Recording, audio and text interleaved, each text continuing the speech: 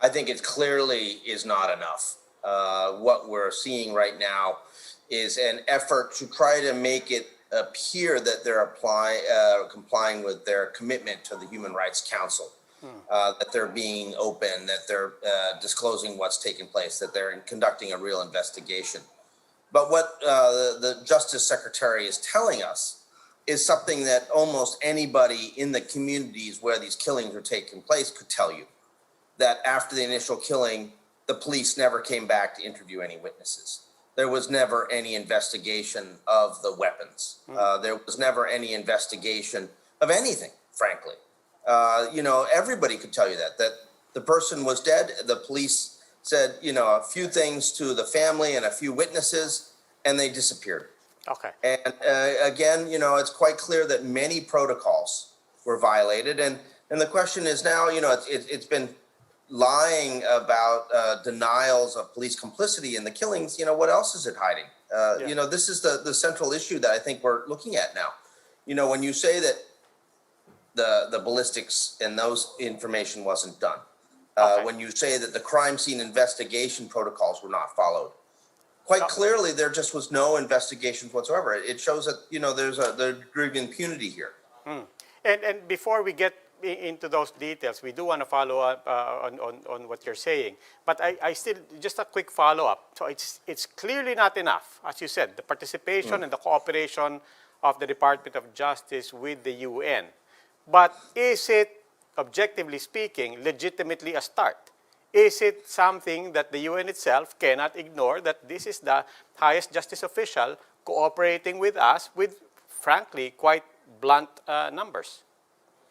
Well, I think the fundamental problem is what continues from this, where essentially he said that, yes, all these protocols weren't followed, but then he talked to the police and said that all the internal investigations were done. The problem is that you have the fox in charge of the chicken house here.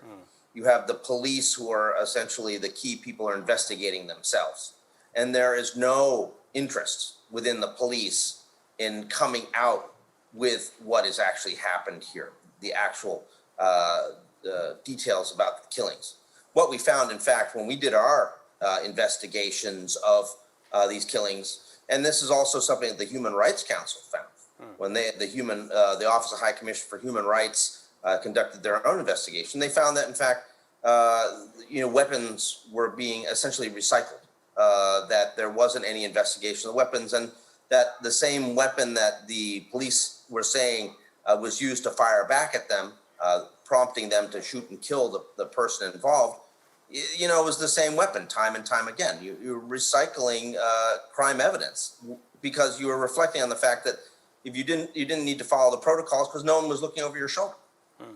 Well, the Duterte administration is pointing out the significance of the Secretary of Justice himself admitting before the UN all these lapses. And that's what Malacanang said today, that it shows that the justice system in the Philippines is working. But beyond that, what would you want to see to prove that the country is really on the road to accountability in the way this war on drugs is being carried out? Look, everybody would love to see accountability take place in the Philippines. Everybody would like to see a process that works. But you're starting from the top down with a president who has actively called for these killings to take place. You're talking about a man who has said very clearly that he will protect police who execute his drug war. So our hopes for accountability are very, very low within the Philippines system. And that's why we are continuing to call for an independent and impartial investigation done by the international community, done by the Human Rights Council. That, I think, would be the real test, whether you're going to get to the bottom of this. I mean, in terms of what the Justice Secretary is saying, he's saying, well, geez, the police told me that, all these investigations, internal investigations have taken place, and there were a number of administrative sanctions where people were held accountable or other penalties. But there's no transparency on any of that. There's no information. This is the first we're hearing about this. We suspected this all along because, we found from the witnesses that we spoke to of these killings that there weren't any investigations, and that, you know, a gun was placed at the murder scene by police after they arrived, and that, you know, drugs were planted in the scene to justify the killing.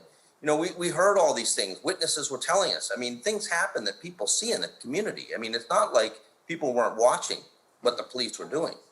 But, you know, it takes the pressure of the Human Rights Council for the Justice Secretary to finally admit the obvious, which is something that, you know, anybody in these communities could have told you. Yeah. And so, you know, that really implies to us that there's not a lot of commitment. There's a focus on trying to get the UN off the government's back. There's not a lot of focus on real accountability and real justice for these victims.